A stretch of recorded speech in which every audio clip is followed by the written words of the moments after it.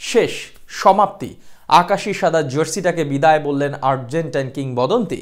কারো চোখে বড় ম্যাচের খেলোয়াড়, আবার কারো চোখে মেসির সফলতার তল, কারো চোখে তিনি সাইলেন্ট, কারো চোখে তিনি বিপদে ঢেলে পড়া দলের পিলার।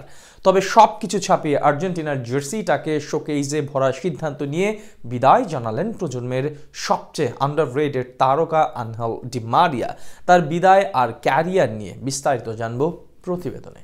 রাত্রি এখানে স্বাগত সান্ধ্য শাখে, কিষানকে ঘরে পাঠায় যে আলোপথ, বুড়ো বটতলা পরস্পরকে ডাকে, সন্ধ্যা সেখানে জড়ো করে জনমত।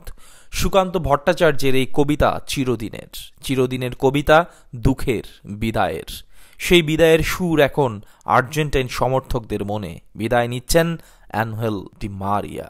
অবশ্য বাংলা উচ্চারণটা আনহেল, ইংরেজিদের নামের বানানে অ্যাঞ্জেল, অনেকে উচ্চারণ করেন অ্যাঞ্জেল নামেই। ডি মারিয়া অ্যাঞ্জেল রূপে হাজির হন বারবার, কখনো মেসির দুঃখে হাজির হন অ্যাঞ্জেল রূপে, কখনো মেটান রোনালদোর আবদার, কখনো আবার পাশে থাকেন নেইমার এমবাপ্পেদের। ডি মারিয়ার গল্পে আসা যাক। তার আগে যাওয়া যাক বিখ্যাত জাপানিজ এনিম নারুটোর এক বিখ্যাত উক্তিতে। সেখানে এক বিখ্যাত ডায়ালগ ছিল, Those who do not understand true pain can never understand true peace. Di Maria নিজের ক্যারিয়ারে এই কষ্ট বুঝেছেন বলেই সর্বশেষ বুঝেছেন আসল আনন্দ। ওই যে ছেলেবেলায় ডি মারিয়ার বাবা ছিলেন কঠোর। শীত কি বর্ষা, ডি মারিয়াকে কাঠ কয়লা কুড়াতে হতো। অভাবের সংসারে সেটাই হতো সম্বল। ফুটবল খেলার জন্য পাড়ি দিতে হতো বহু দূর। এরপর বেনফিকা থেকে রিয়াল মাদ্রিদের ডাক, সেই স্বপ্ন পূরণের গল্প। ডি মারিয়া এর মাঝে বেদনা অনুভব করেছেন অনেক গুণ। তবে সবচেয়ে বড় বেদনা ডি মারিয়া বোধ করেছেন ২৬ বছর বয়সে। ২০১৪ সালে ছিলেন দলের অন্যতম সেরা খেলোয়াড়, অথচ সেই বিশ্বকাপের ফাইনাল খেলা হয়নি তার। ওই যে রিয়াল মাদ্রিদের আসা চিঠি, কোচ সাবেলার ভবিষ্যতের কথা ভাবা। ড্রেসিং রুমে ডি মারিয়া দেখলেন দলের হার, কাঁদলেন অঝরে।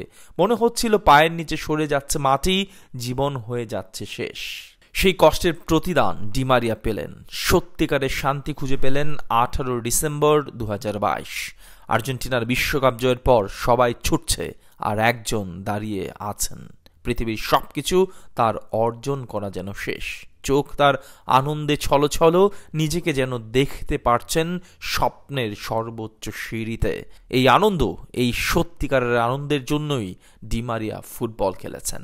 আর্জেন্টিনার হয়ে সবকিছু জয় করেছেন, তবে সবচেয়ে বেশি অবদান রেখেছেন 3 ফাইনালে গোল করে। রিয়াল মাদ্রিদের হয়ে জিতেছেন লা লিগা আর চ্যাম্পিয়ন্স লিগ, পিএসজির হয়ে জিতেছেন লিগ 1 সহ ঘরোয়া সব ট্রফি। এর মাঝে আর্জেন্টিনার হয়েও জিতেছেন সব।